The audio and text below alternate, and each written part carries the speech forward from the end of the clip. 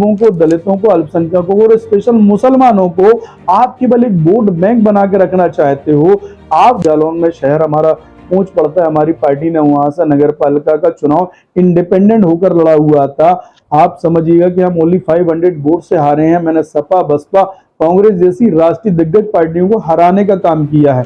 तो बीजेपी का डर दिखाकर, मुसलमानों का वोट लेकर उनके साथ रात दिन गलत कर रहे हो। मुझे आप बताओ, इस देश के अंदर 60 साल तक सत्ता में कांग्रेस रही है, फिर भी मुसलमानों की हालत दलितों से बदतर क्यों हो गई? चलता है कि हमको अपनी लड़ाई खुद ही लड़ना पड़ रही है।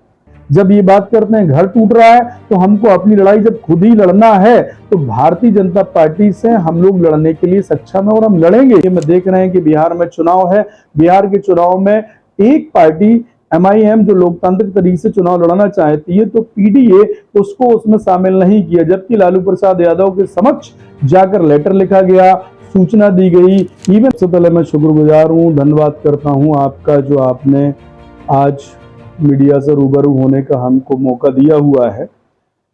मैं ये बताना चाहूंगा कि बुंदेलखंड जोन में MIM के अनुसार 10 जिले आते हैं।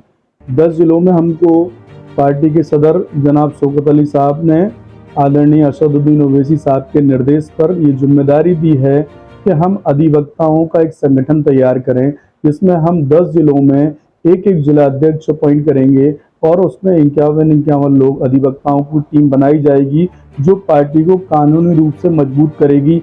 आए दिन धरातल पर जो मुद्दे आते रहते हैं, आप देख रहे हैं, जो क्राइम रेशियो बहुत बढ़ रहा है, आए दिन कोई ना कोई मुद्दे पर लोगों के साथ परेशानियां हो रही हैं। तो हमारी लीगल टीम जो है वो मुख्य रूप से ये काम करेगी। जो हमारा मुख्य जिलाध्यक्ष होते हैं जिले के और उनकी टीम होती है, उसके साथ कंधे से कंधा मिलाकर कानूनी रूप से लोकतांत्रिक तरीके से इस लड़ाई को आगे ले जाएंगे। देखा जाए अगर चुनाव लड़ने के लिए कार्यकर्ताओं में बड़ी टीमों की जरूरत होती है, तो AIM पार्टी के लोग यहाँ पर बुंदेलखंड में ऐसे कुछ मजबूत नहीं दिखाई देती। इसको लेकर मजबूत बनाने के लिए, लोगों को यकीन दिलाने के लिए कि आप उनके लिए खड़े हैं, क्या प्रक्रिया है? निश्चित रूप से पहले की तुलना में हम आज काफी मजबूत हैं। जैसा कि आपने देखा होगा कि हमारे सदर साहब जनाब शौकत अली साहब के विरुद्ध कुछ लोगों ने गलत तरीके से गैर व्यवहारिक भाषा का इस्तेमाल किया, तो हमने पूरे उत्तर प्रदेश के अंदर केवल एक आह्वान पर पूरे उत्तर प्रदेश के 75 डिस्ट्रिक्ट में MIM ने ज्ञापन देने का काम किया और प्रशासन से ये कहा कि इसकी सिक्योरिटी मेंटेन की जाए। हमारे प्रेसिडेंट को अगर ऐसा नहीं होता है तो आंदोलन तक करने की बात कही है। तो आप जरा समझिए कि 75 डिस्ट्रिक्ट में हमारे द्वारा ज्ञापन दिया गया है, तो इट मीन्स कि हम 75 डिस्ट्रिक्ट में बहुत मजबूती के साथ खड़े हैं। देखिए, संगठन हमेशा धीमे धीमे से काम करता है, लेकिन आज हम संगठनात्मक रूप से पिछले समय से बहुत ज्यादा मजबूत हैं। जैसा मैं ये कहूंगा कि पिछली बार नगर पालिका चुनाव भी थे, तो मैं जनपद जालौन के कुछ एक्सपर्ट आपके बीच में रख देना चाहता हूँ कि जनपद जालौन में शहर हमारा पहुंच पड़ता है, हमारी पार्टी ने वहां से नगर पालिका का चुनाव इंडिपेंडेंट होकर लड़ा हुआ था। आप समझिएगा कि हम ओनली 500 वोट से हारे हैं। मैंने सपा, बसपा, कांग्रेस जैसी राष्ट्रीय दिग्गज पार्टियों को हराने का काम किया है। तो निश्चित रूप से ये बात तो बहुत ही क्लियर हो गई है कि आवाम की, लोगों की, गरीबों की, वंचितों की, दलितों की हिस्सेदारी MIM में बढ़ रही है। क्योंकि अभी तक MIM में केवल ये रहा है कि MIM के अलावा और पार्टियों को ये रहा है कि दलितों का, मुसलमानों का, अल्पसंख्यकों का वोट लेने का काम किया। जब अधिकार की बात आती है तो उनका अधिकार नहीं दिया गया।